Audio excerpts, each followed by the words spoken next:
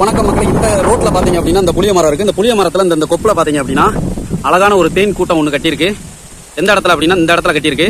நான் மேல ஏறி உங்களுக்கு காட்ட பாருங்க.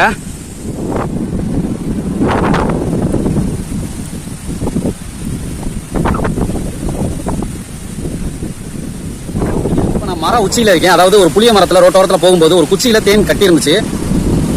அதை நான் உங்களுக்கு காட்டுற பாருங்க. மரத்து மேல நின்றுட்டு தான் இப்ப பேசிட்டு இருக்கேன். கீழே பாத்தீங்கன்னா ரோடு தெரியும்.